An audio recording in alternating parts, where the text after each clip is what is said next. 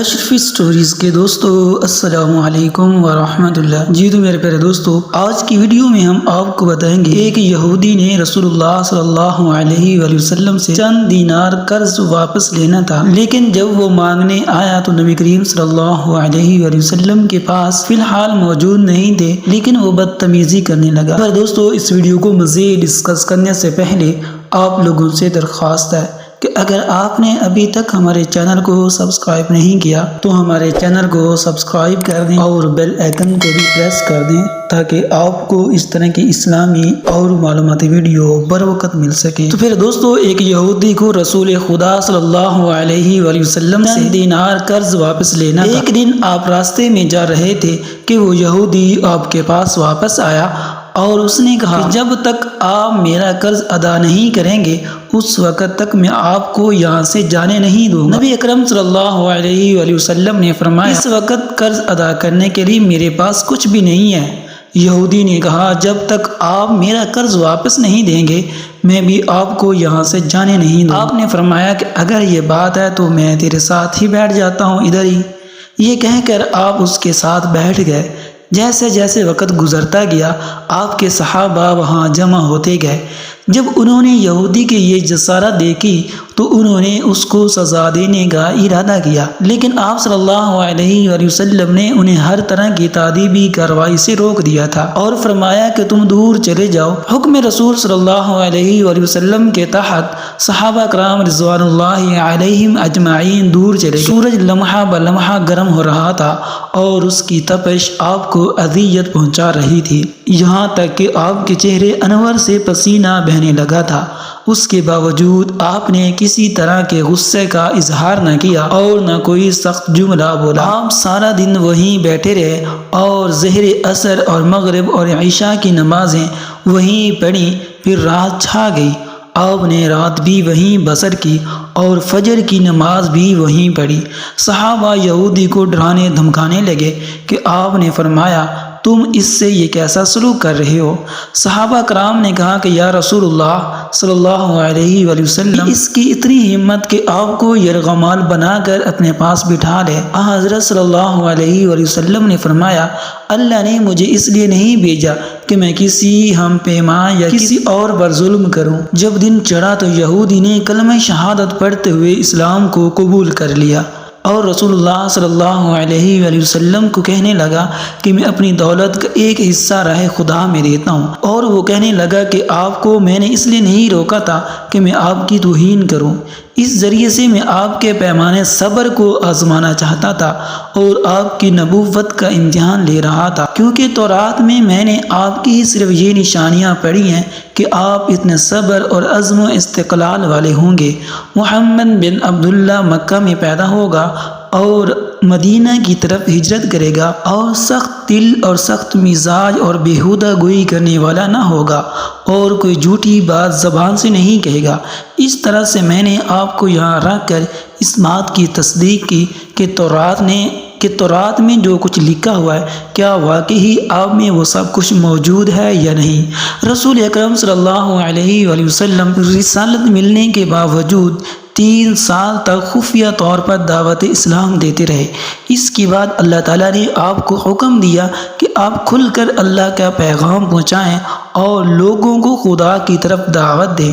ایام حج شروع ہوئے تو پورے جزیرے سے لوگ گروہ در گروہ مکہ کی طرف آنا شروع ہوئے۔ نبی اکرم صلی اللہ علیہ وآلہ وسلم مکہ پر چڑھے اور آپ نے بلند آواز سے فرمایا، لوگوں میں اللہ کا رسول ہوں، تم اللہ رب العالمین پر ایمان لے آؤ۔ لوگ آپ کی طرف متوجہ ہوئے اور انہوں نے تعجب سے یہ اعلان سنا اور سب کی خواہش ہوئی کہ وہ اعلان کرنے والے کو دیکھیں۔ پھر آپ مکہ کے پہاڑوں سے اتر کر صفا سے مروہ آئے اور وہاں پر بھی آپ نے 3 بار یہی اعلان کیا۔ جب ابو جہل نے حضرت صلی اللہ علیہ وآلہ وسلم کا یہ اعلان سنا تو اسے سخت غصہ آیا۔ اس نے زمین سے ایک پتھر اٹھا کر آپ کی پیشانی پر مارا، جس سے آپ کی یہ پیشانی مبارک زخمی ہو گئی اور وہاں سے خون بہنے لگ گیا اور آپ کا پورا چہرہ انور لہو لہان ہو گیا تھا۔ اس کے بعد تمام مشرکین مکہ نے آپ کو پتھر مارنے شروع کر دیے۔ نبی اکرم صلی اللہ علیہ وآلہ وسلم مجبور ہو کر کوہ ابو قبیس پر چڑھ گئے اور ایک چٹان کے پیچھے جا کر چھپ گئے اور وہاں جا کر مشرکین مکہ سے پناہ لی۔ مشرکین نے بھی آپ کا تعاقب کیا لیکن آپ انہیں کہیں دکھائی نہ دیے۔ ناکام اور نامراد ہو کر انہیں واپس آنا پڑا۔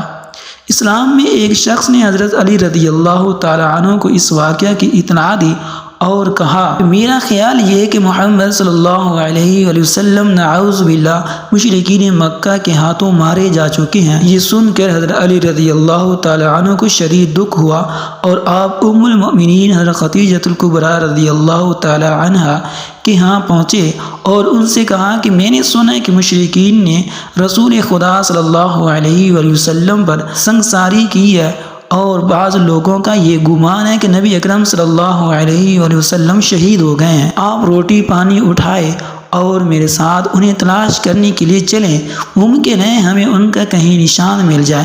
آپ وادی پر نظر رکھیں اور میں پہاڑ کے دامن میں آپ صلی اللہ علیہ وآلہ وسلم کو تلاش کرتا ہوں۔ آپ روتے ہوئے آگے بڑھے اور آپ کہہ رہے تھے یا رسول اللہ ہمیں جواب دیں، آپ کہاں ہیں؟ میری روح آپ پر قربان ہو، آپ کس وادی میں بھوکے پیاسے ہیں؟ آپ نے مجھے اپنے ساتھ کیوں نہ لے لیا تھا؟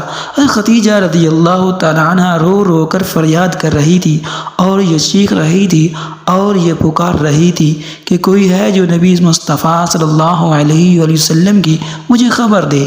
کیا کسی نے انہیں دیکھا ہے جو مجھے ان کے متعلق بتلائے؟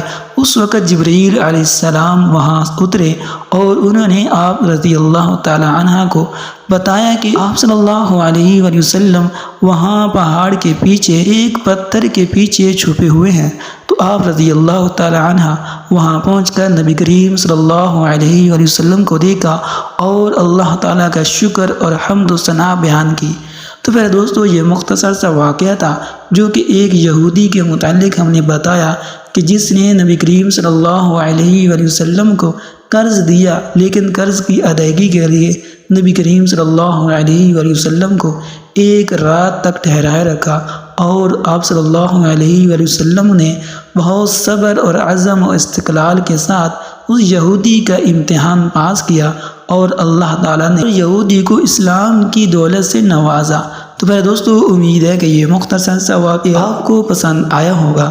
اگر پسند آیا تو لائک کر دیں اور ایک اچھا سا کمنٹ کر دیں، اور اگر آپ نے ابھی تک ہمارے چینل کو سبسکرائب نہیں کیا تو ہمارے چینل کو سبسکرائب کر دیں اور بیل آئیکن کو بھی پریس کر دیں تاکہ آپ کو اس طرح کی اسلامی اور معلوماتی ویڈیو